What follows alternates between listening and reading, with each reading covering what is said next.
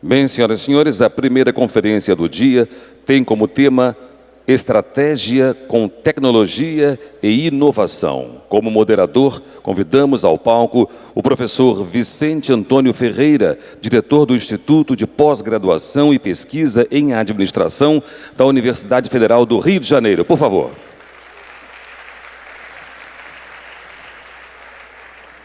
Este tema será apresentado pelo fundador e presidente do Centro de Estudos e Sistemas Avançados do Recife, com atuação destacada como consultor do Banco Mundial, do PNUD e como presidente da Sociedade Brasileira de Computação.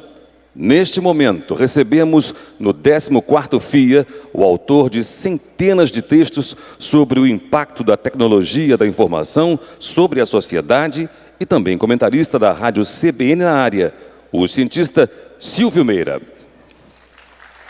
Por favor. Muito obrigado.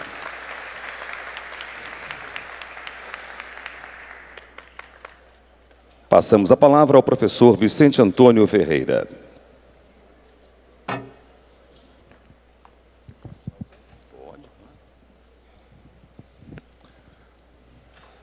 Colegas administradores e estudantes, bom dia. Sejam extremamente bem-vindos. Ele não tinha o dado, por isso ele não falou, mas faltou uma parte importante da minha apresentação. CRA 2284223-3. Tá?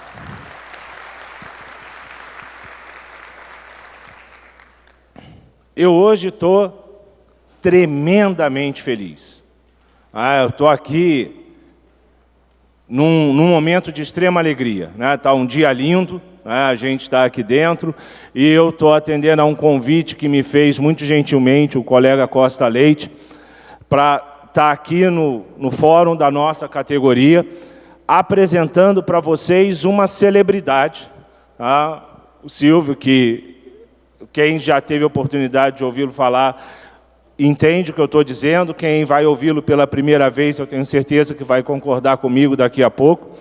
E falar de um tema que eu acho que é o tema mote da nossa profissão, que é a questão da inovação.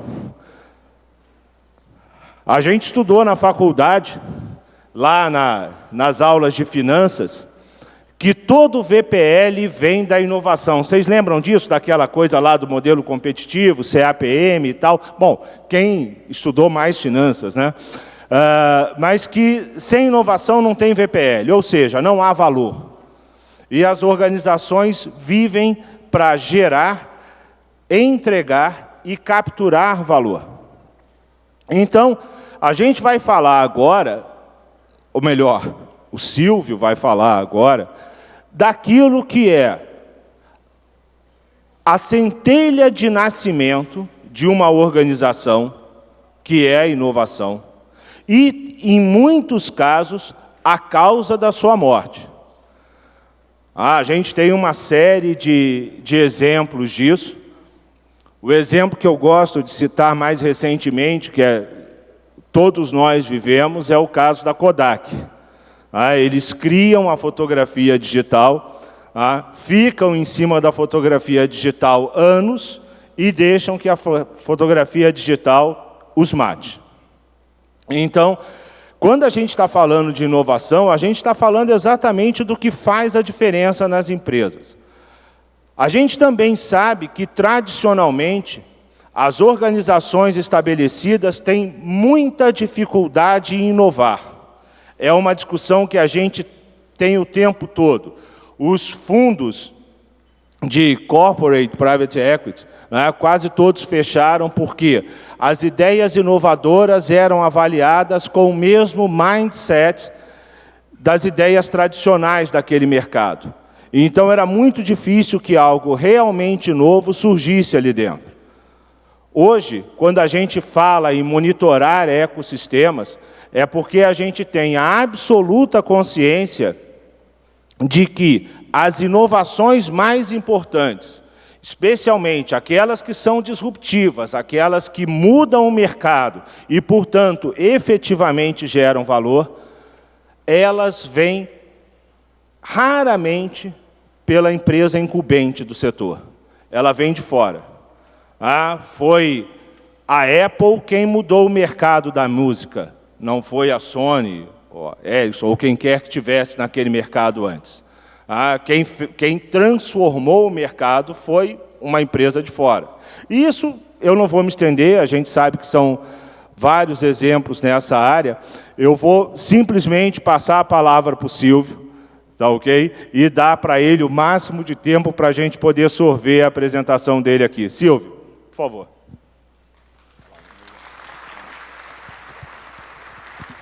Muito obrigado, Vicente. Bom dia a todos e a todas. É um grande prazer estar aqui com vocês hoje. Isso aqui funciona. Aparentemente, esse sou eu. E, em mais detalhe, esse aqui sou eu. Então, vocês podem me mandar e-mail e eu sempre respondo. E, ainda em mais detalhe, esse aqui sou eu mesmo. Esse é o meu cartão de visitas. Então, quem quiser meus links, tira uma foto disso aqui. Esse é meu Twitter, meu e-mail está aqui. Atualmente eu sou professor da Faculdade de Direito Rio, da Fundação Getúlio Vargas, aqui no Rio de Janeiro mesmo. Eu estou acabando um termo como Faculty Associate na Universidade de Harvard. Eu sou um dos fundadores do Porto Digital, que é o maior parque tecnológico do Brasil. São mais de 250 empresas de tecnologia de informação. Eu fundei, junto com outros caras, um negócio chamado IQI, que é um acampamento de criar startups. E aqui está o meu blog, onde aparece um número considerável de coisas que eu digo e que eu acabo escrevendo sobre elas. No momento lá tem um texto sobre como medir inovação, como classificar a inovação primeiro, depois como medir inovação, que é parte de um livro que eu estou escrevendo chamado Diagramas para Inovar e Empreender. E está sendo publicado em capítulos lá no blog. Então, qual é a nossa história aqui? Nós estamos num congresso de administração, né? Então, isso envolve um número muito grande de coisas, mas começa por a gente perguntar o que é um negócio. Se a gente fosse administrar o que era? Tem N definições que vocês vão achar, desde a Wikipedia até os livros todos que vocês estudaram, as definições que vocês próprios criaram nas suas vidas de trabalho, mas eu gosto dessa daqui. O negócio é uma instituição que resolve, às vezes, muito bem, pelo menos uma demanda em pelo menos um mercado. Digamos que é uma definição ingênua, mas é uma definição que funciona para muita coisa. Mas o que é, já que aquilo é a definição do negócio, o que é um bom negócio? Um bom negócio. Isso é muito mais difícil a gente definir, especialmente definir formalmente, e talvez as definições de handbooks, as definições dos livros que a gente tem, não sejam tão boas assim. Eu gosto da definição de bom negócio do David Newman, que é o fundador da JetBlue e da Azul. E Newman diz basicamente o seguinte, que um bom negócio é definido por 3 coisas. Primeiro, colaboradores satisfeitos. Segundo, excelência no atendimento. Terceiro, clientes satisfeitos, e nessa ordem. Então, para você criar clientes satisfeitos, primeiro você tem que criar e manter colaboradores satisfeitos para criar excelência no atendimento. Por essa ótica de Newman, e nós estamos falando de um cara de empresa aérea, que tecnicamente é um negócio muito intensivo em tecnologia, o que ele está dizendo para a gente aqui?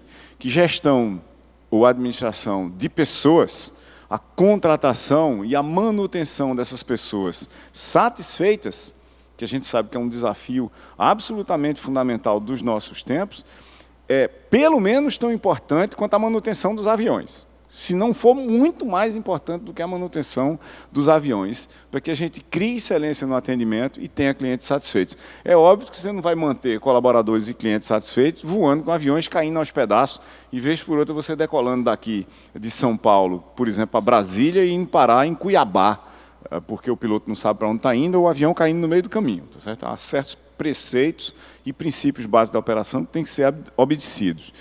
O que nós estamos falando aqui, se a gente botar no slide só, é colaboradores e clientes mediados por atendimento. E isso é uma coisa que acontece no mercado.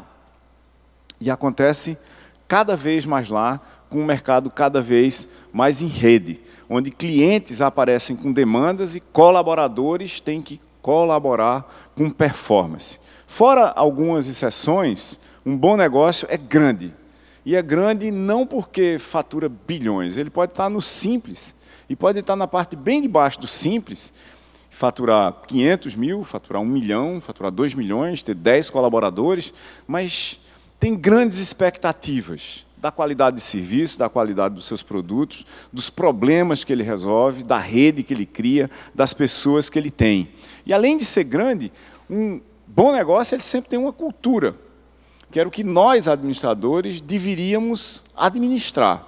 Nós não administramos negócios, nós criamos, mantemos, evoluímos e administramos culturas. Às vezes, no pior dos sentidos. Muitas vezes, a gente troca de uma empresa para outra e tenta fazer uma coisa nova ou diferente na empresa que a gente chegou, e alguém mais informado, porque está lá há muito tempo, chega para a gente e diz, olha, meu filho, ou senhora, ou senhor, as coisas aqui são feitas assim. O que quer dizer que, se são feitas assim, deterministicamente, aquela cultura está provavelmente morta, como o Vicente falou da Kodak aqui, e que a gente devia pedir demissão. A gente acabou de chegar, primeiro dia de trabalho, se as coisas aqui são feitas assim, é melhor eu procurar outro pouso, porque esse não tem futuro.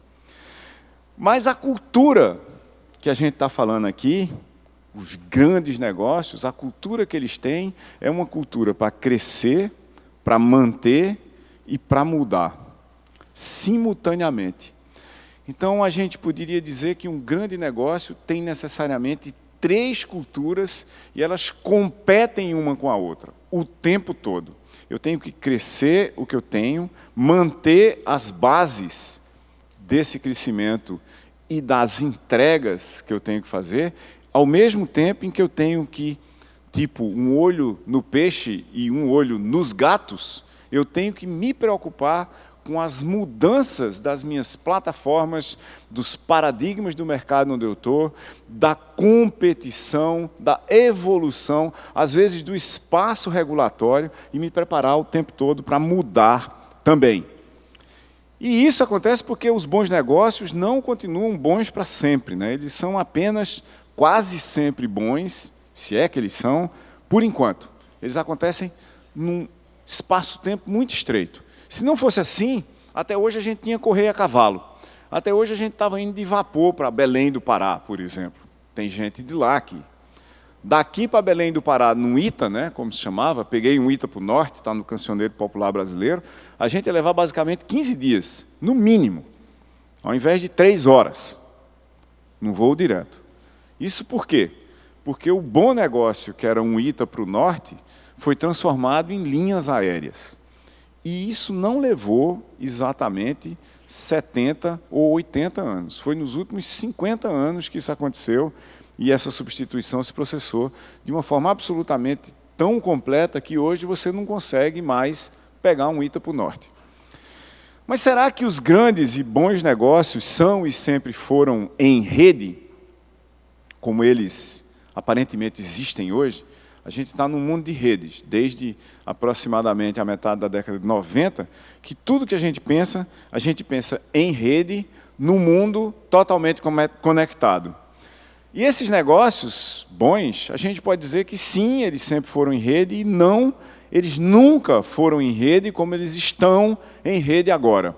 Sempre fomos redes, todos nós, né? Grupos são redes, famílias são redes, a maloca dos índios é uma rede, a fogueira é uma rede, o poço de você pegar água no interior é uma rede, a praça é uma rede, a mesa do bar é uma rede. Por mais extemporânea que seja, a gente senta lá, mas enquanto a gente estiver ali, aquilo é um efeito rede que está acontecendo com alguns de nós, porque a vida é em rede e cultura é rede. Cultura é troca de informação em contexto entre seres humanos. Dá-se um contexto qualquer e você tem, de repente, algo cultural acontecendo num bar, acontecendo aqui no FIA 2015, acontecendo nas nossas empresas, nas nossas escolas e assim por diante. Mas essas redes físicas, antigas, da maloca, da família, do grupo, da empresa fechada da década de 50, elas quase todas eram muito locais, com raríssimas exceções de empresas que, mesmo na década de 60, já eram globais e funcionavam efetivamente como redes. Mas esses casos são tão raros que eles são exceções e muito poucas conseguiram sair da rede que elas eram sozinhas, sem estar conectadas com outros, para virem hoje a ser grandes empresas e grandes negócios também.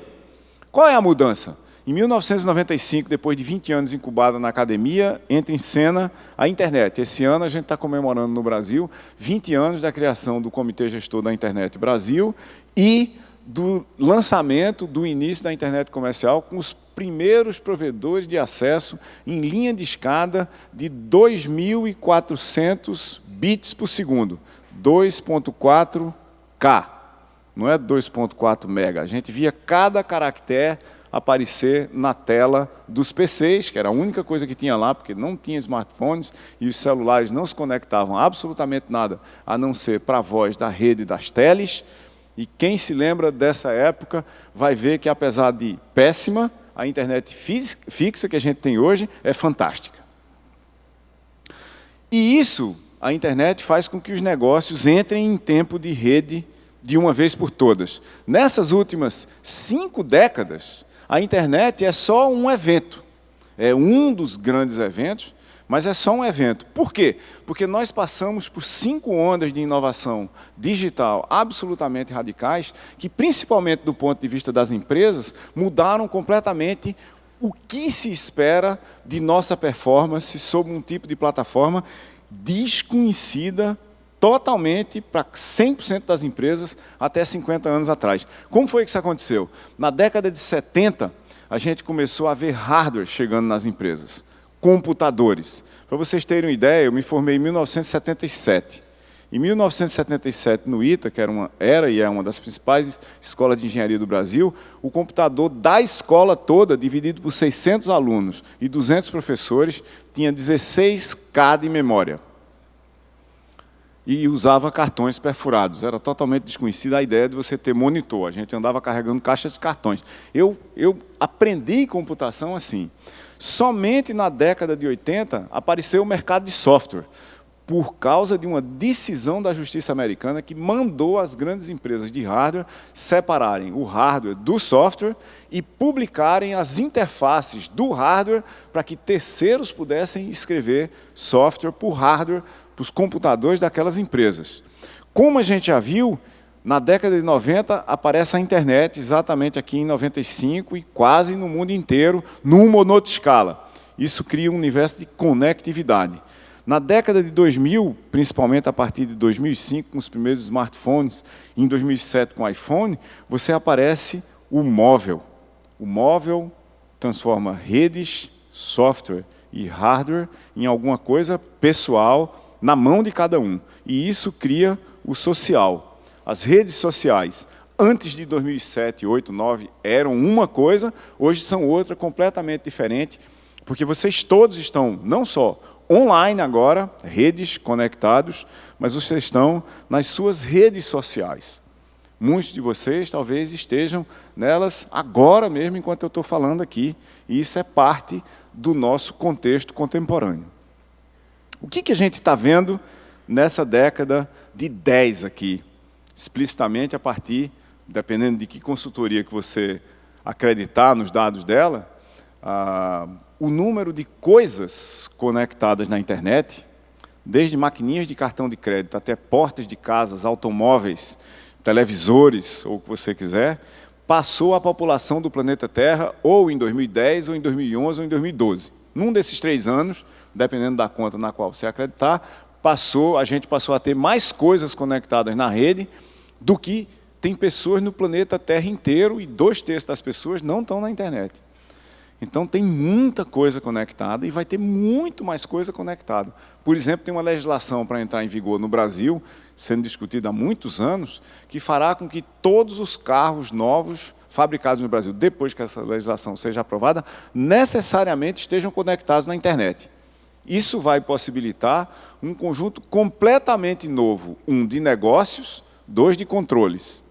Quer a gente queira, quer a gente não queira. Essas 5 revoluções que a gente está falando aqui, elas digitalizaram e conectaram a sociedade de uma vez por todas. No mundo hoje, em várias redes de várias operadoras, o número de smartphones é acima de 50%, mesmo em partes pobres da Ásia e da África. No Brasil, tem pelo menos uma operadora onde mais de 80% de todos os celulares são smartphones, e em março, 92% de todos os celulares vendidos eram smartphones. Então, se vocês quiserem comprar um telefone, aspas, normal, um celular normal, corram, porque os últimos estão à venda. Vocês podem comprar para os seus pais, para o Dia dos Pais. O negócio é correr agora, porque no Dia dos Pais mesmo, eu acho que não vai ter nenhum para vender mais. Isso mudou completamente a regra do jogo para todo mundo. Não só para a gente, pessoa física, mas, obviamente, para as empresas, onde, de repente, você tem todo mundo dentro do negócio, conectado diretamente à rede, gerando todo tipo de vantagem, de oportunidade e, é óbvio, de problema para as empresas onde nós estamos, como é o caso de toda mudança. Mudança significa troca de patamares de fazer qualquer coisa.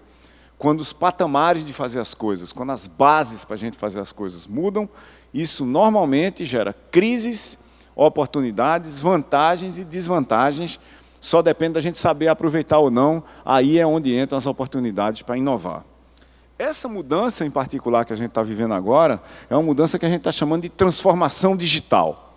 Como é que o mundo está sendo mudado dramaticamente por aquelas 5 forças que eu mencionei: hardware, software, redes, móvel e coisas, de tal maneira que, seja nos serviços, seja na indústria, desapareceu, temporariamente pelo menos, a ideia clássica de inovação, de você pensar fora da caixa, porque você está sendo jogado fora dela. Os gigantes da transformação digital, ou se você não se animar com isso, você pode ajudar a transformação digital, estão jogando todo mundo para fora do lugar onde eles estavam e criando um cenário completamente novo, onde as pessoas vão ter que reconstruir suas plataformas de performance, tanto pessoais como de negócio, para o curto, médio e longo prazo. As 5 revoluções que a gente falou ainda agora, né, hardware, software, redes, móvel e coisas, conectam tudo e mudam completamente como é que a gente vê o mundo, como é que a gente administra as coisas. A gente passou a ter dados que a gente nunca pensou em ter. A gente passou, por exemplo, numa empresa de eletricidade, né, de fornecimento de energia elétrica para as casas, à medida que a gente for conectando as casas e seus medidores de energia elétrica à empresa, e ao invés de fazer uma leitura da energia elétrica consumida naquela casa a cada 2, a cada 3 meses, e interpolar o consumo mês a mês, a gente passar a fazer uma leitura por minuto, a gente vai saber se a pessoa ligou ou não a máquina de lavar. Se a gente conectar a máquina de lavar na internet, a gente pode fazer mágicas. Por quê? Porque eu posso chegar para a minha máquina de lavar, jogar a roupa dentro e dizer para ela, de um app no meu smartphone, que eu quero aquela roupa lavada até quarta-feira pelo menor preço possível. E ela pode entrar num mercado de energia elétrica para dizer: eu preciso lavar roupa, eu preciso de tanto de energia.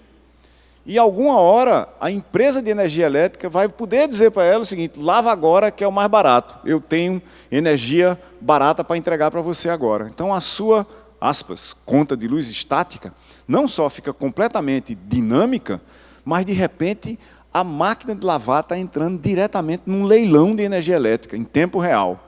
Não só ela, mas um número muito grande de coisas que consome e outro que produz energia.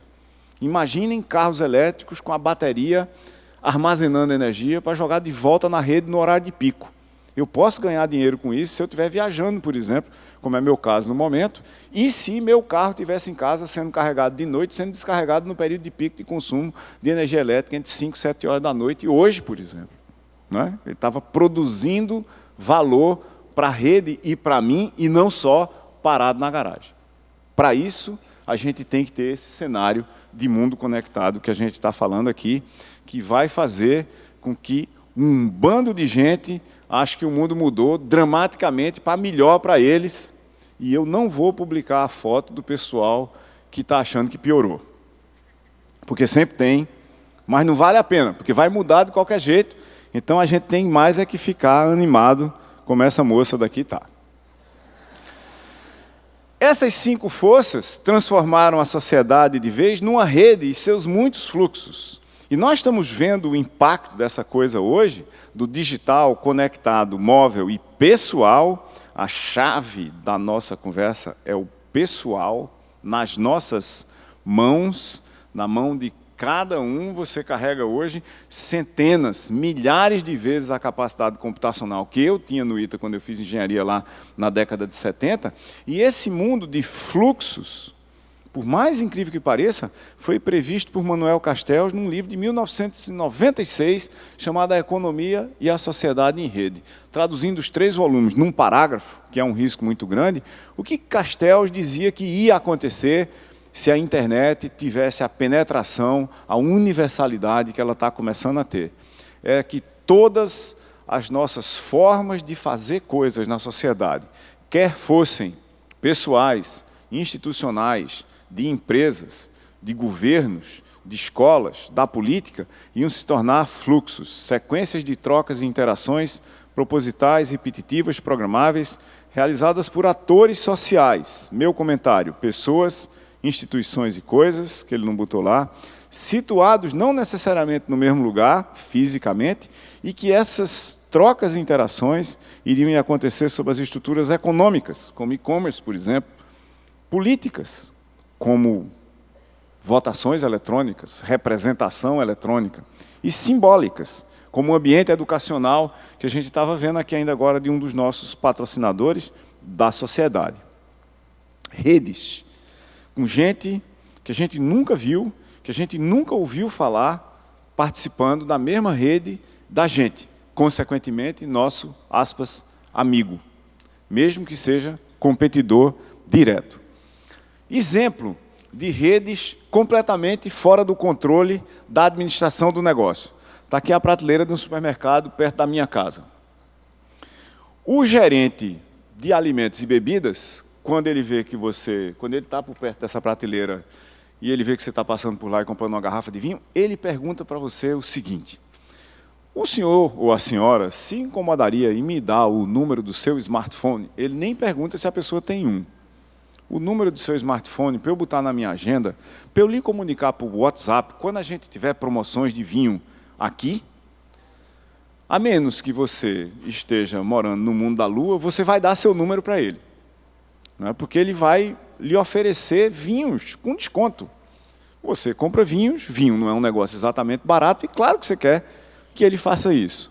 Aí eu fui perguntar para ele quem, na rede de supermercados, tinha criado essa estratégia fantástica de relacionamento direto do gerente de alimentos e bebidas com os consumidores locais do supermercado através do WhatsApp.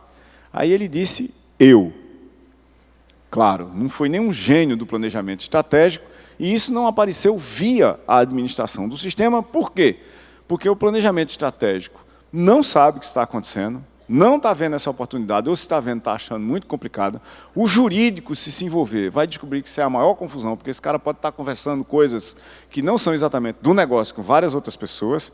E aí é óbvio que o pessoal de tecnologia de informação é completamente contra essa história daqui, porque é impossível administrar. Mas o gerente está fazendo e está vendendo muito mais vinho do que estava. E ele provavelmente disse para outros gerentes na convenção do supermercado, e esse negócio está voando dentro do supermercado, está rolando lá, aonde? Fora da administração, fora da responsabilização, fora da auditoria, mas está gerando valor. Então, redes, inclusive de forma subversiva, e em função dos agentes pessoais dentro dos negócios estarem informatizados como pessoas digitais, conectados, móveis e pessoais, estão mudando completamente a forma da gente fazer negócios. Numa rede e nos seus muitos fluxos, de bem mais de uma forma, um negócio é definido por suas presenças em rede. Por exemplo, eu nunca fui no site daquele supermercado lá fazer absolutamente nada, mas vez por outra eu recebo uma oferta do supermercado no meu WhatsApp. Não é? Presença em rede de uma pessoa que age pelo supermercado diretamente para mim, como eu já disse, fora do controle dele. Um negócio sustentável, como vocês todos sabem muito melhor do que eu, até pouco tempo atrás era definido por uma combinação de pessoas todo mundo tem que ser respeitado e se respeitar e fazer-se respeitar, de um equilíbrio com o planeta ao nosso redor e, obviamente, na prosperidade do negócio. São os 3 P's da sustentabilidade, ao qual a gente agrega o 4º, que é a presença desse negócio em rede. A ponto que, se a presença do negócio em rede não for entendida pelos outros agentes como uma presença competente, como uma presença competitiva, na prática ele está começando já a correr o risco de deixar de existir. Daí que a gente podia dizer que o problema de um negócio sustentável é o problema da sustentabilidade das suas redes sociais. Porque os negócios daquele negócio, os seus serviços, os seus produtos, a sua estrutura, os seus fornecedores, os seus clientes, os seus competidores, o espaço regulatório, está todo em rede. Redes sociais, não é? Que são conexões, relacionamentos e interações. Isso a gente pode medir quantitativamente, mas, acima de tudo, são significados, o que eu estou dizendo, o que é que eu quero me fazer entender como estando falando, estando me expressando, e qual é o conhecimento que isso cria.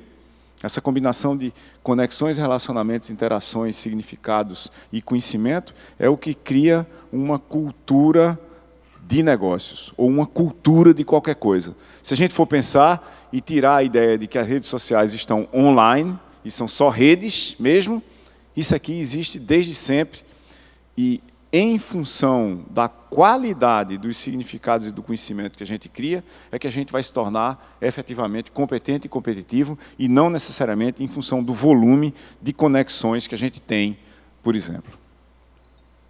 Nessas novas configurações de redes diversas, né, que acreditam em coisas diversas e propalam e propugnam por coisas diversas, há novos comportamentos sociais e em muito larga escala.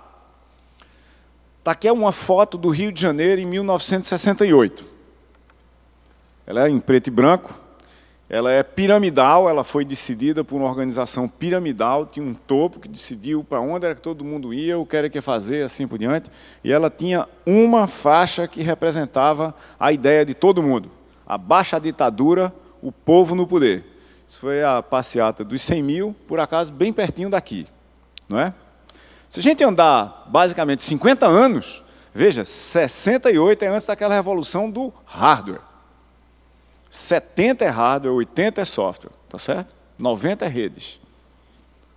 0 é móvel e agora é coisas, né? Se a gente for para 2013, olha essa passeata.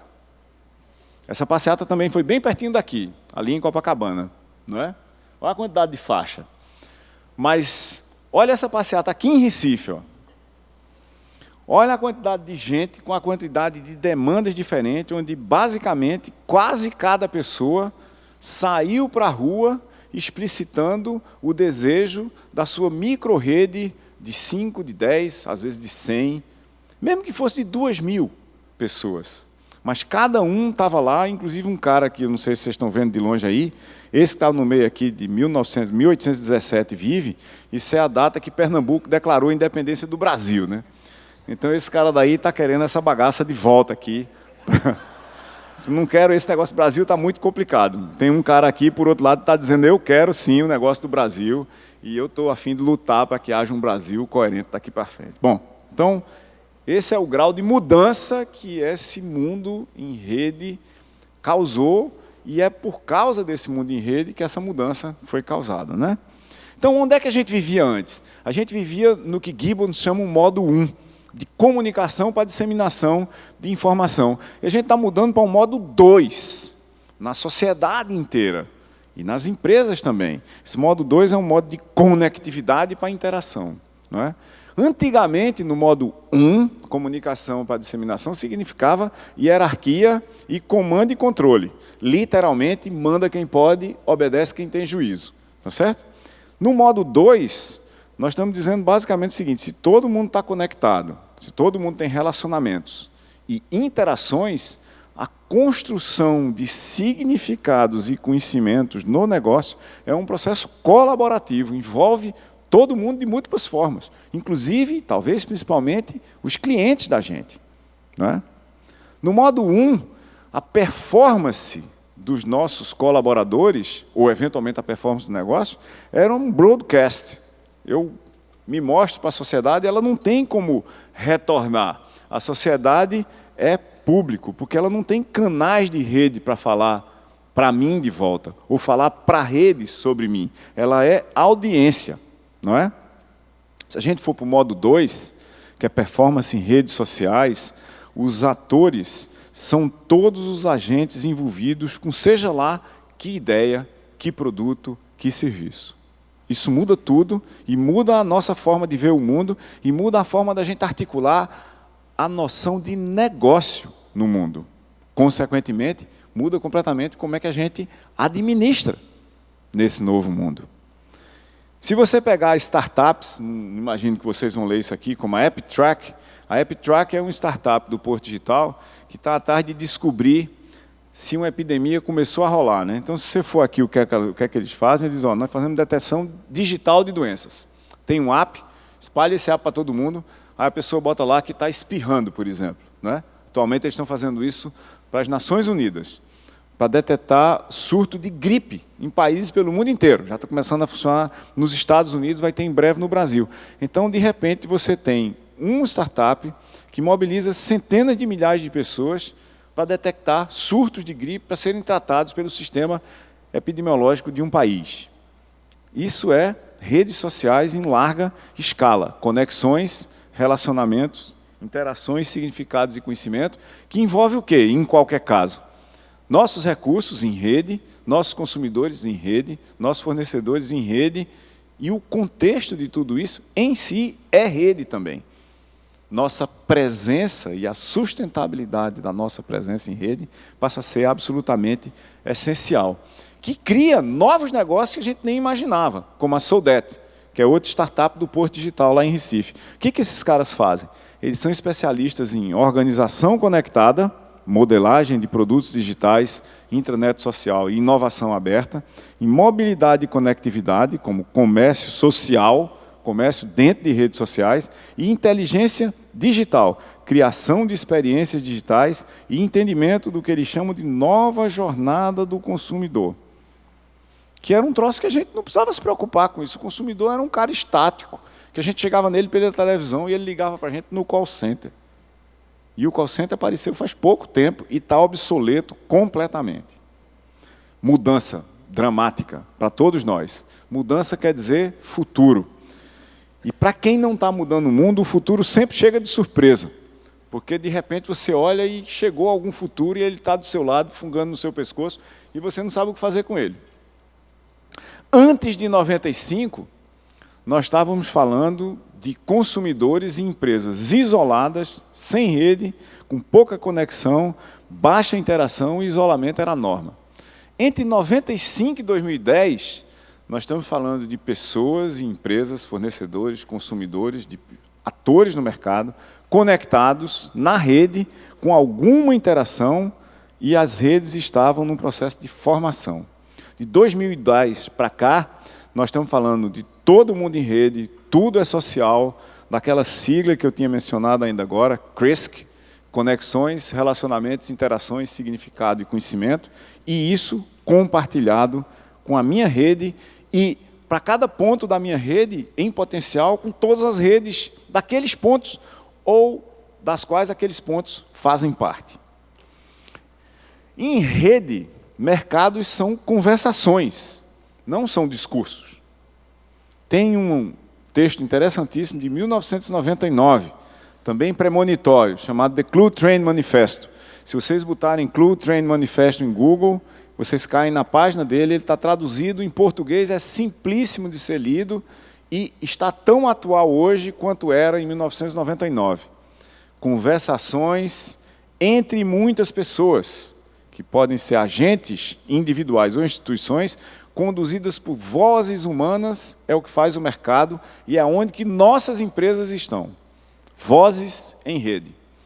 Mais alcance, mais impacto, novos formatos, articulações, significados e, principalmente, demandas de todo mundo. Como vocês devem imaginar e como vocês certamente têm que gerir nas suas organizações. E tem uma peculiaridade, não é? Que em rede, segredos deixam de ser a alma do negócio e conversação é começo, meio e fim. E isso é massa, porque tem um conjunto de descobertas recentes de um conjunto de pesquisas liderado pelo David Lieberman, que diz basicamente o seguinte: o cérebro da gente, assim que ele aprende alguma coisa nova, ele quer compartilhar com alguém, ele procura automaticamente um outro humano da rede dele para dizer aquela coisa. Por isso que é tão difícil guardar segredo, né? Se você quiser, a gente devia fazer como Tancredo Neves, né? Tancredo Neves dizia que se você quiser guardar um segredo, fique com ele para você mesmo, não conte para ninguém. Porque se você contar para alguém, assim que a pessoa souber, ela tem uma coceira cerebral para compartilhar aquilo com outra pessoa. Então é impossível. E você impinge a pessoa a quem você contou um segredo, não diga para ninguém que é segredo. Você impinge quase que uma dor, não é? Porque o cara fica querendo dizer para alguém. Como é que você vai fazer isso, não é? Em rede, todos os negócios, por causa do processo de deslocalizar, né? O mundo vira um ponto, e desincronizar, eu posso ver na hora que eu quiser, os negócios passam a ser percebidos globalmente. Eu não tenho mais uma padaria no Flamengo, eu tenho uma padaria no mundo. E ela vai ser percebida no mundo, mesmo que ela não fale nada. Eu vou falar dela nas redes e as pessoas vão saber dela nas redes. Em redes, todos os negócios são redes. Isso é a mudança mais radical, talvez, das nossas últimas 5 décadas, transformando essa história de colaboradores e clientes mediados por atendimento, talvez na principal problemática dos negócios contemporâneos. Colaboradores e clientes mediados por atendimento. Você deixou de fazer um produto e botar na prateleira de alguém. Aquele produto volta para você pela via do cliente querendo falar dele. Ou com você, ou muito pior, sem você. Mesmo que seja mal, tomara que seja um diálogo com você. Isso, obviamente, só vai acontecer naquele lugar fantástico chamado o mercado, né? Essa mudança, e eu falo muito de mudança aqui porque nós estamos falando de inovação, né? Clientes com demandas cada vez mais sofisticadas, mais complexas, mais urgentes porque estão articulados entre si, tem que ser resolvida por colaboradores com uma performance cada vez mais simples, mais fácil, mais efetiva, que resolva cada vez melhor o meu problema. O problema, se você quer manter um negócio, o seu problema é resolver o meu problema. E eu não estou muito preocupado com o seu problema. O nível de demanda que a gente passa a ter como negócio, como gestor de negócios, como performance dentro do negócio, é totalmente diferente do nível que a gente tinha. E a gente vê claramente que as empresas que se diferenciam, que têm performances, inclusive financeiras, mais interessantes, melhores, hoje, são as empresas que conseguem fazer essa equação funcionar. Por quê? Porque todo mundo no mercado está atrás de propósito, significado. O que a gente quer? O que nos une? O que é que eu estou fazendo aqui? Para que eu estou fazendo isso? Esses significados são compartilhados. Eles são relevantes para as pessoas. Eu quero participar de negócios que me digam respeito. Eu me alio a eles de mais de uma forma, como cliente e consumidor. O problema de gerir o negócio passou a ser o problema de gerir a rede social do negócio. Essa mudança não era esperada e não é ensinada nas escolas de administração em nenhum nível. E isso muda o nosso mundo inteiro. Não é só uma parte ou uma pequena parte dele. Negócios bons de verdade passam a ser buscas em rede. Ou, mais dramaticamente, se a gente quisesse usar o termo que o pessoal de redes sociais usam, negócios bons ou negócios, para existirem, tem que passar a ser experiências digitais. Digital, conectado, móvel, pessoal. Negócios, ou estabelecer negócios, passa a ser o problema de estabelecer comunidades que compartilham propósitos. Por isso que um número grande de agentes de mercado está cortando seus investimentos em broadcast, marketing clássico, para comunicar coisas para as pessoas e disseminar informação, para colocar os seus investimentos em redes sociais, estabelecimento de comunidades que compartilham propósitos relativos ou associados ao problema que aquele negócio resolve, seja matar a sede ou transportar pessoas do ponto A para o ponto B. Se isso fosse uma evolução, não é? O que era que a gente teria que fazer se fosse uma evolução? Nós teríamos que resolver problemas, não é? Nós teríamos que resolver problemas. Nós vivemos de fazer isso, né? Porque empreender é resolver problemas. Só para comparar, inovar, no nosso contexto aqui, é resolver novos problemas com ênfase no novos. Novos problemas. Para lembrar uma coisa que talvez vários de vocês estejam carregando agora, lembrem-se que o iPad era uma solução para um problema que ninguém tinha. Ele resolvia um problema tão novo que quando o negócio apareceu, você falou, certo, mas o que é que eu vou fazer com isso? E um número cada vez maior em relação a tempo de introdução no mercado, de sistemas, de funcionalidades, de plataformas, de dispositivos, está sendo introduzido para resolver novos problemas. A gente está encontrando cada vez mais coisas na nossa frente, tanto como pessoas, indivíduos, ou como negócios, empresas, coisas que resolvem novos problemas numa velocidade sem precedentes. Novos problemas nas nossas empresas são resolvidos por um negócio chamado startups, que toda empresa deveria ter, toda, da padaria ao fabricante de aviões e turbinas. Mudanças são feitas por startups, por isso que a gente devia ter nos nossos negócios. Mas o que é uma startup? Ao contrário do que alguns pensam, não é um conjunto de meninos que não fazem a barba, cabelo, não tomam banho há vários dias, vestidos de roupa preta, comendo Doritos, tomando Pepsi Zero, sentado no quarto, na casa da mãe de um deles, escrevendo software. Isso não é um startup. Startup é um time, e um time é um conjunto de interações.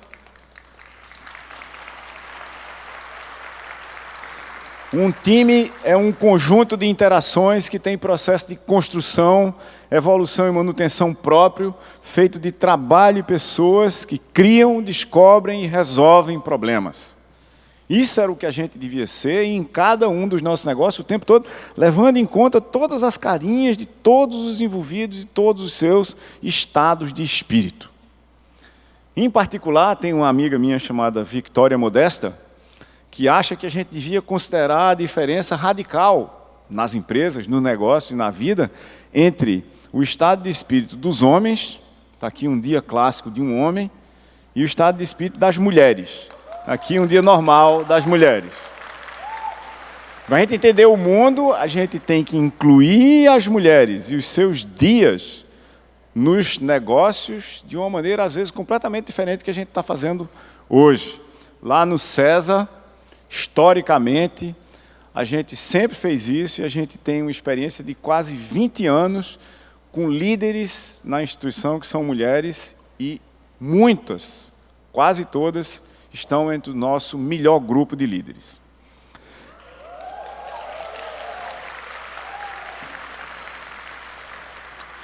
Homens ou mulheres, de qualquer cor, de qualquer filosofia, de qualquer visão de mundo, todos nós estamos atrás de propósito. O para quê? Eu estou me alinhando a que objetivos? Gerir isso em rede é talvez o maior conjunto de expectativas que já se entregou a gestores na história da humanidade. É quase como viver em guerra o tempo todo. Todo dia, uma grande batalha para manter as pessoas focadas nos problemas da organização, nos problemas do nosso mercado e nos problemas que nós nem sabemos se vamos ter ainda, mas temos que prestar atenção neles. Para isso, a gente precisa de gente, não é? Gente mesmo. Para fazer o quê nesses times que resolvem, descobrem e criam problemas? Gente para esclarecer qual é o problema que eu tenho e quais são as potenciais soluções que a gente podia usar. Gente para idealizar como é que aquele problema, seja lá com que solução, vai ser resolvido. Gente para desenvolver aquela solução e gente para implementar aquela solução na prática, no mercado, como produto, serviço, processo interno da companhia para mudar o nosso comportamento para o mundo exterior ou coisa equivalente. Normalmente não são as mesmas pessoas e normalmente a gente tende a achar que esse pessoal que implementa no mercado é um pessoal descartável, que a gente pode mandar qualquer um fazer isso. Mas não é, o problema está aqui. Ó. O O problema com mercados em rede está justamente na interface entre o negócio e a rede. O maior conjunto de problemas das empresas contemporâneas vai ser esse. Já é esse. E as empresas que vão sobreviver serão as que tiverem mais efetivamente resolvido esse problema de implementar competentemente as suas soluções em rede, com sua rede de clientes e consumidores. De novo, lá nesse negócio que eu ajudei a criar no Recife, chamado César, durante muito tempo, a gente errou muito montando equipes que resolviam problemas. A gente só conseguiu acertar quando a gente resolveu montar as equipes baseado nesse conceito de gente. Ter em toda a equipe pessoas que entendem do comportamento de pessoas, mas que não ignoram que o que está sendo feito é um negócio e que ele é dependente de tecnologia. Ter gente de negócios que sabem que você está usando tecnologia, mas está usando para resolver problemas de pessoas. E, por fim, o pessoal de tecnologia tem que saber que está trabalhando no negócio e vai resolver problemas de seres humanos e não de outras máquinas. Quando isso é combinado nessa equação gente, negócios e tecnologia, a gente diminui consideravelmente as possibilidades de falhar. Mas falta uma coisa. A gente tem que agir de fato para conseguir trabalhar em conjunto. Isso é o que significa a palavra colaboração. Agir, labora, trabalha, juntos. É totalmente diferente de coopera, né? Coopera aí significa só não me atrapalha. Certo? Colabora aqui, coopera é aí. Colabora aqui é vem para cá, porque eu não vou conseguir fazer sozinho. E isso tem, no meio dessa mesma palavra, uma outra coisa. Dentro da palavra colaboração tem coração também, que é o problema da gente se engajar, da gente botar alma nas coisas. Sem alma, a gente não sai do outro lado. Sem espírito, a gente não cria propósito. Essa palavra é múltipla e ela é chave do processo de gerir qualquer coisa, porque ela é a palavra que gere as expectativas, inclusive operacionais do lugar. E a gente vai colaborar para quê? Para a gente achar um caminho, tá certo? Um caminho para vender. Aqui tem um paper interessante que está citado aqui. Eu vou disponibilizar esses slides no meu Twitter. O meu Twitter é @SRLM, certo? Apareçam lá, me sigam. Eu falo coisas como essa no meu Twitter. E eu vou sair daqui, pegar um avião, chegar em São Paulo e vou botar esses slides no ar e vou dizer lá, pessoal do FIA 2015, estão aqui meus slides. Tem um paper chamado O Papel Estratégico da Força de Trabalho, de Krohn e mais um bocado de gente, de 2014, que, modificado por mim recentemente, diz que a gente devia fazer um conjunto pequeno de coisas para sair do outro lado. Primeira coisa nesse processo de transformação digital, dentro desse contexto que a gente falou todinho aqui agora. Nós temos que ganhar novos usuários de verdade. Porque o digital, essa transformação digital é uma mega crise, muito maior do que essa crise que a gente está vendo no Brasil. Essa crise que a gente está vendo no Brasil, ela parece gigantesca, mas se vocês prestarem atenção, a gente tem uma dessas a cada 5 anos. E essa crise do digital, ela vem se montando aí há 50 anos e ela chegou, como a gente diz no interior da Paraíba, com força agora. Não é?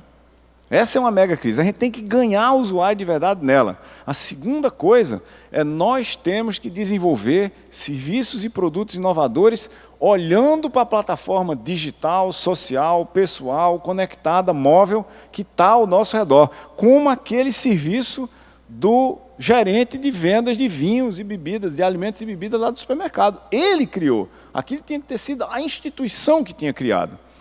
A gente tem que entender esse novo consumidor de informação e como é que ele está usando informação para interagir com os negócios, para consumir, para reclamar, para se planejar, para se projetar nas redes. E nós temos que criar um relacionamento com esse cara e com os outros clientes que estão interessados nele. Talvez ele tenha um problema, ou ela tenha problemas, muitos, que nós não consigamos resolver sozinhos. Precisa da gente e de muito mais gente. A gente tem que desenvolver a confiança dos clientes nos nossos serviços digitais ou não. E, finalmente, a gente tem que aumentar o nosso conhecimento sobre os nossos produtos e serviços. Porque em rede É impressionante como há pessoas que, na maioria dos casos, conhecem os produtos e serviços dos nossos negócios muito melhor do que os nossos vendedores ou atendentes. E acabam se tornando referências sobre isso. Isso não poderia e não deveria ser o caso. O atendimento e as entregas fazem toda a diferença do mundo. Atendimento, lembram?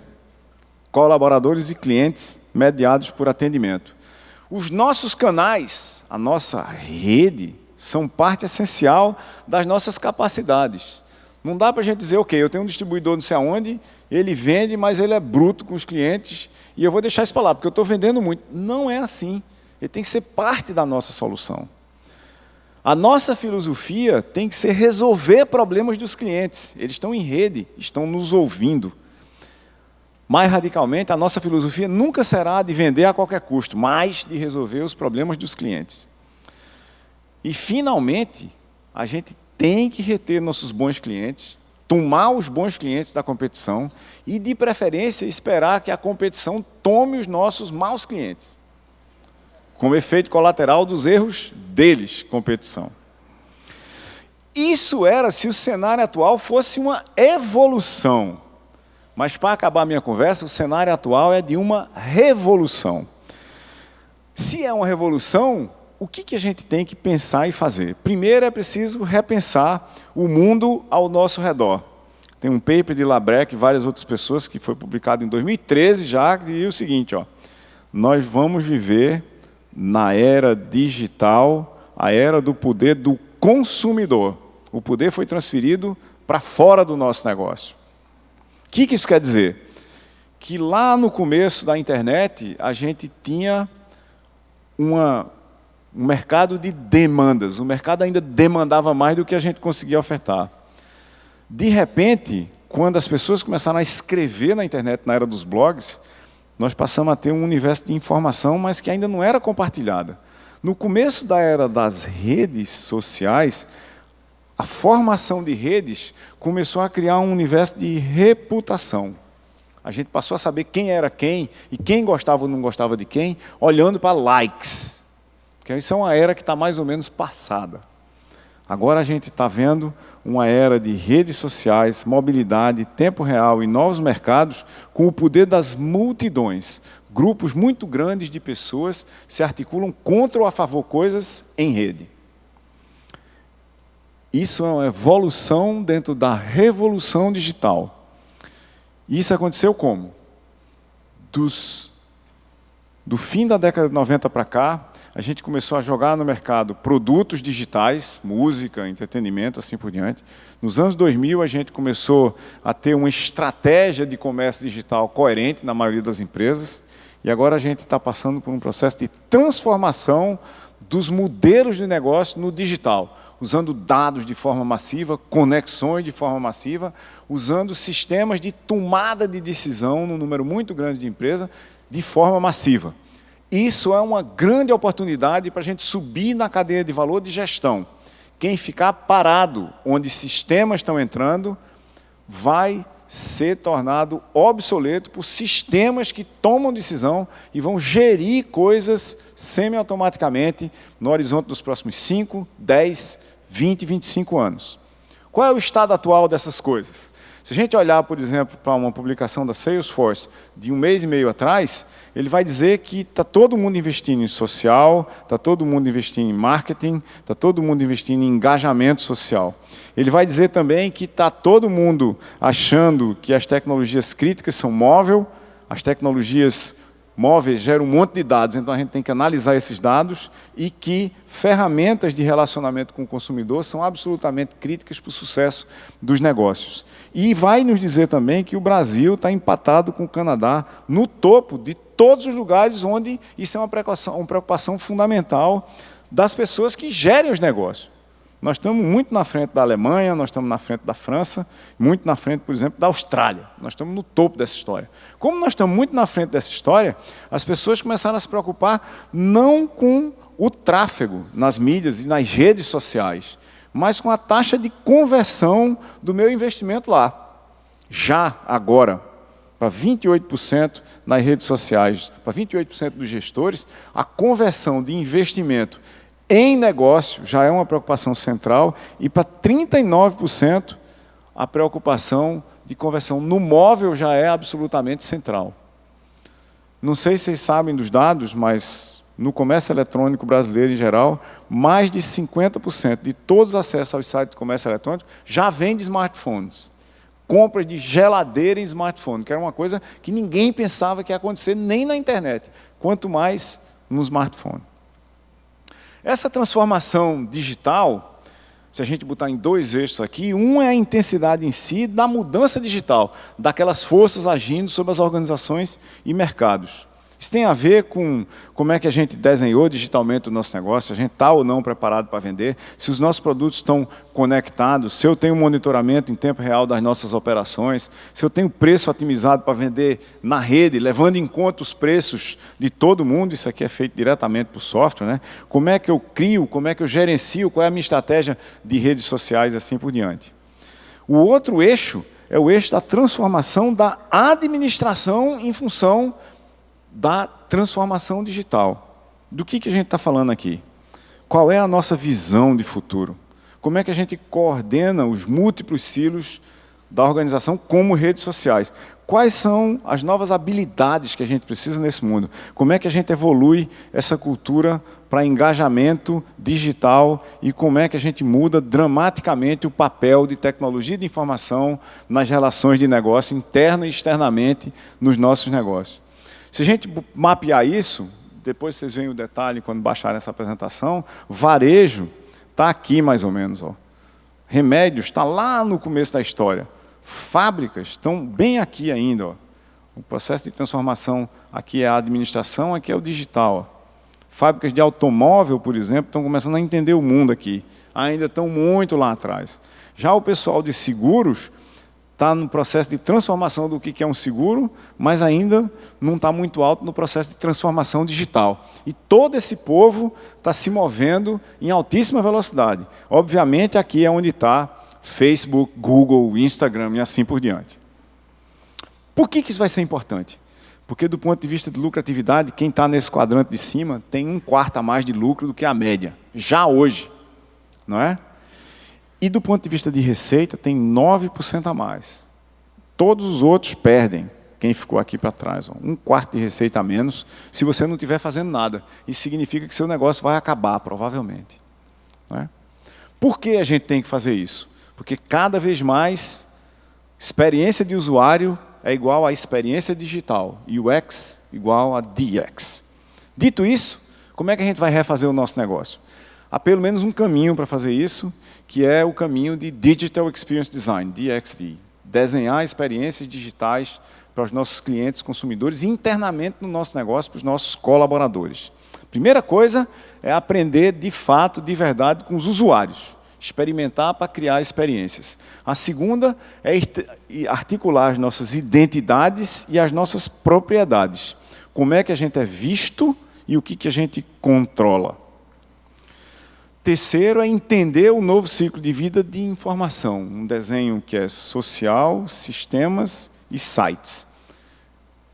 Lembra daquela história de comunicação para disseminação de informação? Beleza, quando o mundo era assim, era fácil, mas de repente conectividade para interação passou a ser extremamente significativo. No mundo 1, comunicação para disseminação, o negócio botava uma propaganda para uma audiência na TV de potenciais clientes e o canal de retorno era extremamente estreito. Ninguém conseguia falar de volta com a gente, tá certo? Mas o fato era que uma parte dessa audiência virava cliente num certo mercado e comprava coisa da gente. A gente mandava um produto para eles ou um serviço e a banda, para eles falarem com a gente, continuava muito estreita porque eles não tinham voz, só a voz direta com a gente. Né? Na hora que a gente combina essas duas coisas, esse mesmo cenário passa a funcionar mais ou menos assim. Nós somos um negócio, aqui está a mídia broadcast, aqui estão os nossos usuários e não mais a audiência. Eles são sociais, eles são muito mais do que pareciam e eles têm visões de mundo completamente diferentes e muito difíceis de qualquer empresa, com qualquer quantidade de propaganda e qualquer tipo de investimento em mídia, homogeneizar. Aí o que acontece? A gente continua sincronizando uma parte deles através de broadcast, mas nós temos que ter sistemas nos negócios que capturam a reação desses usuários, para uma vez capturada a reação dos usuários, a gente levar para sites nossos, que são cliques na web, móvel, serviços, e eventualmente bricks, se a gente tiver. Nossas lojas, nossos produtos, e dentro dos produtos, os serviços que a gente vai fornecer para as pessoas. Qual é o caminho?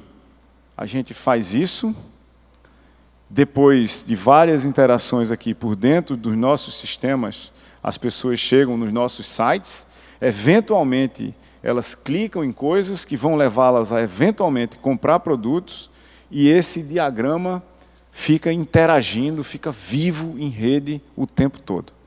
Nosso problema mais dramático dos próximos muitos anos é gerir a evolução disso aqui.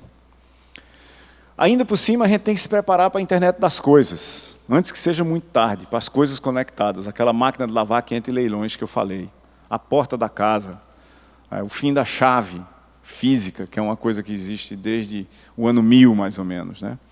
E, por fim, a gente tem que combinar bricks de todos os tipos, as experiências reais, concretas, como essa aqui, com virtual, com todo tipo de clique, móvel, físico, em rede social, como nunca se tentou antes. Mas como é que a gente faz isso? Para finalizar a minha conversa, como é que a gente faz uma transformação digital?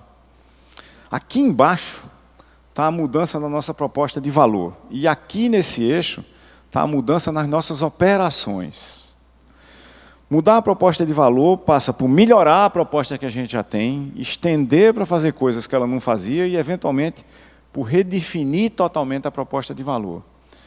Melhorar a forma de entregar essa proposta passa por você criar novas plataformas, alavancar essas plataformas com a infraestrutura que você já tem e integrar isso tudo. Tem gente que diz que dá para você fazer isso assim. Primeiro defina o que é que você vai fazer e depois implemente o como você vai entregar. Tem gente que diz que dá para fazer isso assim. Primeiro monte as infraestruturas de entrega, depois defina produtos e serviços em cima dela. Eu acho que só dá para fazer assim. Saia experimentando o tempo todo, ao mesmo tempo em que você muda e refina a sua proposta de valor, vai implementando, testando e experimentando como é que você vai entregar essa proposta para clientes novos e antigos que se transformaram em usuários. E no meio do processo, essas outras linhas amarelas aí, são as coisas que você errou, que não deram certo, que a competição fez, não vale mais a pena fazer, e assim por diante. Não tem caminho fácil, mas, por outro lado, a gente não pode deixar de fazer. Nesse processo, tempo é, obviamente, quase tudo. As ações de 1 a 5 e muito mais são apenas um caminho para a gente mudar dramaticamente o que a gente faz e trazer o futuro para o presente muito mais rapidamente, tentando combinar simultaneamente inovação, criatividade e empreendedorismo para ter mais competitividade e gerar um impacto digital nos nossos negócios. Bom dia.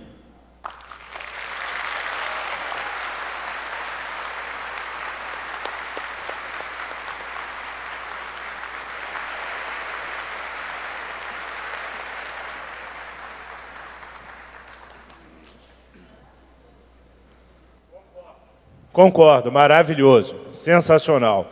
Silvio, muito obrigado. A gente tem aqui algumas perguntas, e aí vamos sentar, a gente tá começou um pouco atrasado, mas vamos pelo menos responder, tem umas perguntas que são interessantes aqui. Tem uma que foi colocada, essa, deixa eu ver se tem um nome aqui. Não, essa não tem um nome. Mas a pessoa pergunta o seguinte: tem algumas universidades que estão investindo em infraestrutura para desenvolvimento de startups. É o caso do César, é o caso da nave aqui da Estácio, tem as incubadoras e tem uma série de coisas. Você acha que é esse o caminho? Esse é o caminho certo? Olha, incubadoras no mundo inteiro, elas representam uma espécie de uma falha estrutural no modelo de criação de novos negócios. Em qualquer lugar do mundo onde você tiver incubadora de novos negócios, é porque a cadeia de valor de financiamento de risco para a criação de novos negócios não está funcionando direito. Essa cadeia de investimento de risco para a criação de novos negócios, historicamente, ela não funciona no Brasil. Porque sempre foi muito mais atrativo para o capital brasileiro fazer investimento sem risco, porque o retorno é muito alto em função das taxas de juros. Mas não é só isso, é também por causa da insegurança jurídica do investimento de risco. O investimento de risco no Brasil, depois eu posso entrar em detalhes, é uma conversa muito mais confusa, eu acho. O investimento de risco no Brasil, ele é muito inseguro em função da infraestrutura legal no Brasil para investimento em negócios nascentes. Dito isso, existe um movimento muito forte de incubadoras e aceleradoras no Brasil para dar conta desse gap, dessa falha de mercado. Eu sinto falta nessas incubadoras e aceleradoras, a gente ter lá mais pessoas que efetivamente tenham montado negócios, que tenham tirado negócio do zero, que tenham falido 1, 2, 3 vezes, depois tenham botado o negócio em pé, vendido, tenham voltado para a incubadora para explicar o que fazer. Eu estou vendo muito professor da teoria de fazer negócio, entendeu? Professor da teoria de fazer negócio não leva a gente para lugar nenhum, porque o cara, na realidade, ele nunca botou nada no mercado, ele nunca botou um produto, nunca botou um serviço no mercado, e fica lá lendo livros junto com a galera, tentando entender como é que os livros dizem que se faz aquilo, né? Eu escrevi, eu acho que está aí no hall para vender, um antilivro chamado Novos Negócios Inovadores de Crescimento Empreendedor no Brasil. E no começo desse livro, eu digo logo de cara o seguinte: se você está achando que você vai ler esse livro aqui e vai estar preparado para criar um novo negócio, esqueça.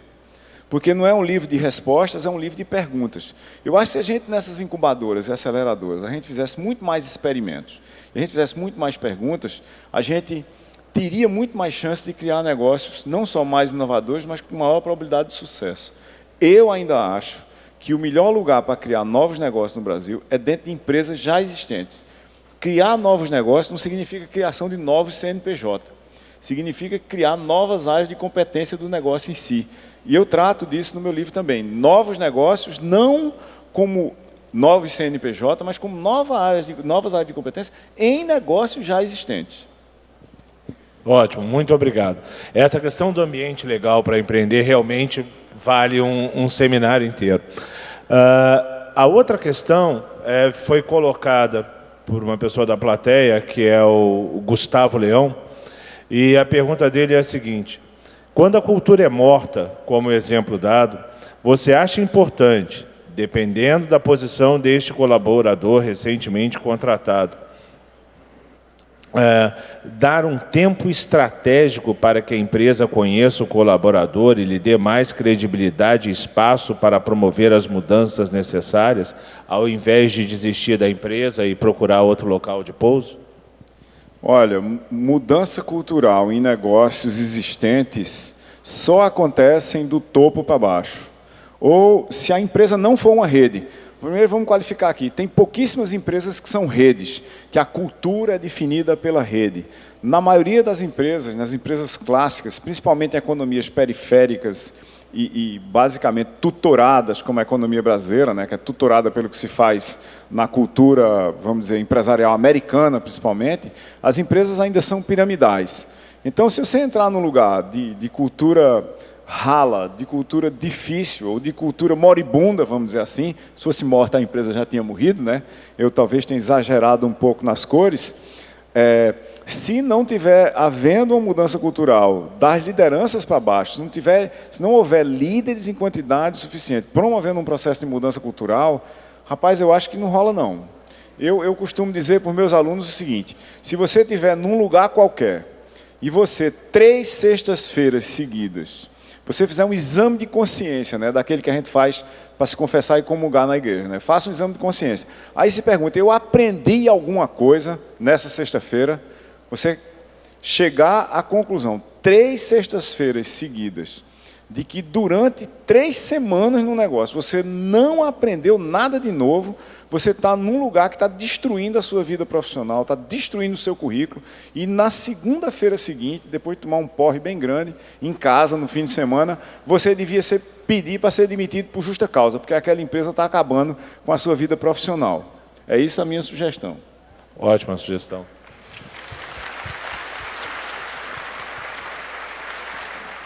Uma última pergunta.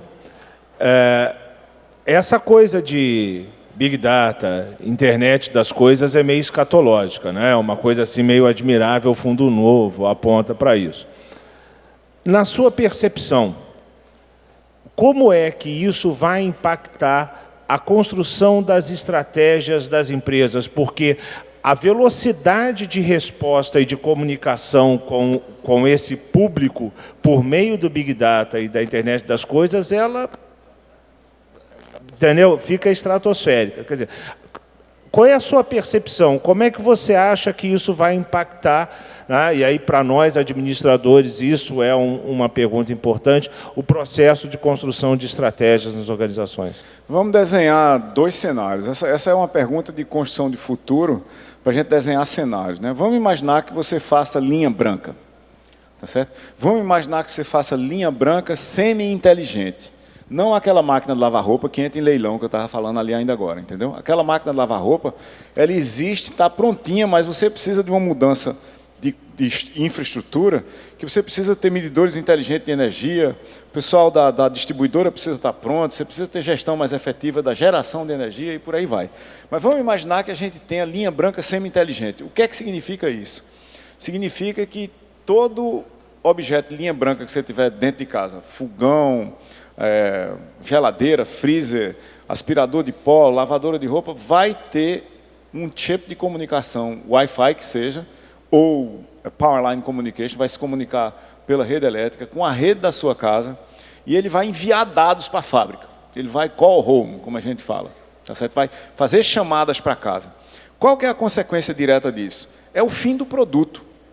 É o fim do produto. Então, empresas que eram fábricas de produtos, na realidade agora vão ser provedores de serviço, porque você vai ter um mega cockpit na sua empresa de volta, que vai ter que ser administrado pelos administradores mesmo, que vão administrar a comunidade de usuário. Por quê? Porque eu vou poder fazer coisa da seguinte forma. Eu vou poder pegar a dona Zuíla, minha mãe, lá em casa, e mandar para o smartphone dela, no meu app, da geladeira, da máquina de lavar roupa, do fogão e mais não sei o que ela tem, que é do mesmo fabricante, eu, fabricante, agora prestador de serviço, vou mandar um aviso para ela, dona Zuíla, amanhã pode ir um técnico aí trocar o compressor do freezer, porque nós estamos achando que ele vai falhar no horizonte de 2 semanas. Nós vamos fazer essa manutenção preventiva. Por que eu vou poder fazer isso? Porque eu vou estar vendo milhões de freezers mandando dado para mim a cada 15 minutos.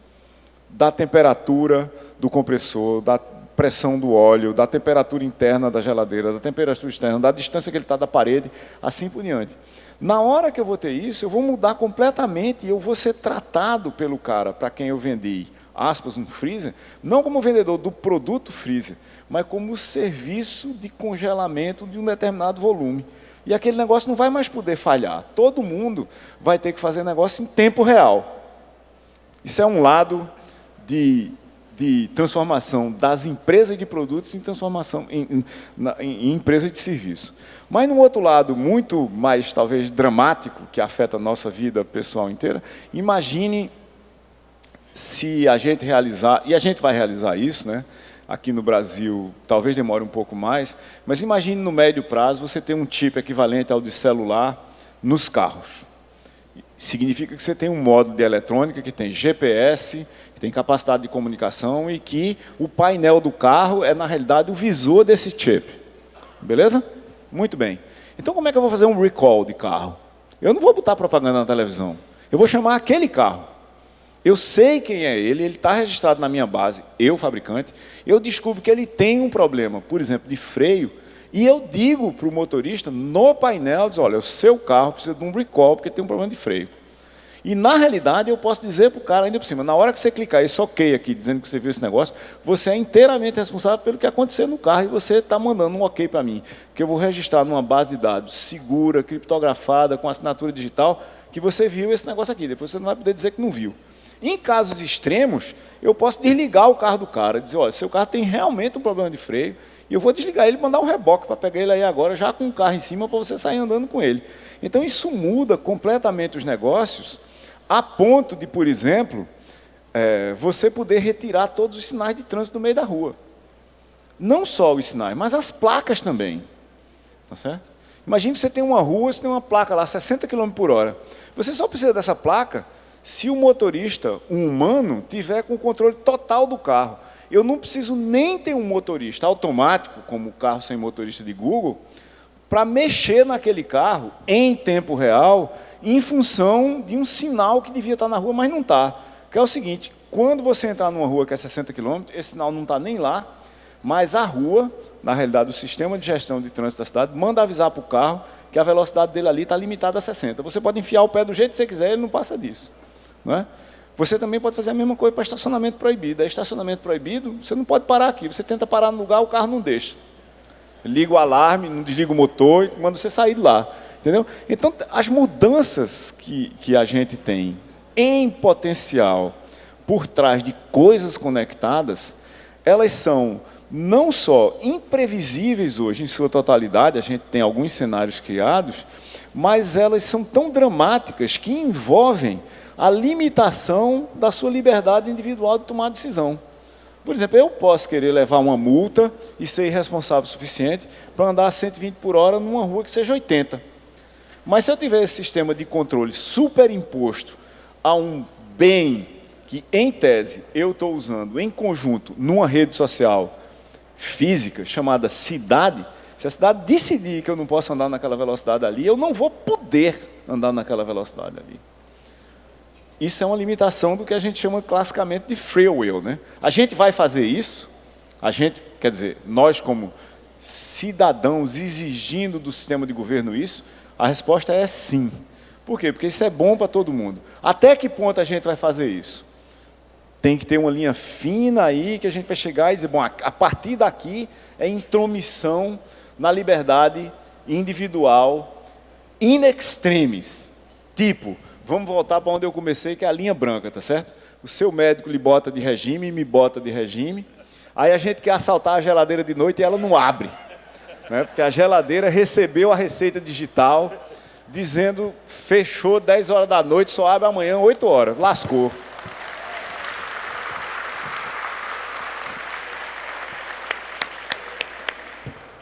Bom, muito obrigado. Era previsto um resumo, mas a gente já passou da hora. Eu vou passar a palavra, então, cerimônias. Obrigado a vocês que mandaram perguntas. Obrigado pela participação nessa sessão. Agradecemos, então, ao cientista Silvio Meira pela conferência brilhante, muito obrigado, e também ao moderador, professor Vicente Antônio Ferreira. E, neste momento, convidamos o administrador Silvio Pires de Paula, vice-presidente do CRA de São Paulo, e o administrador Marcos Clay Lúcio da Silva, diretor da Câmara de Relações Internacionais e Eventos do CFA. Eles farão a entrega dos certificados e das lembranças aos nossos participantes.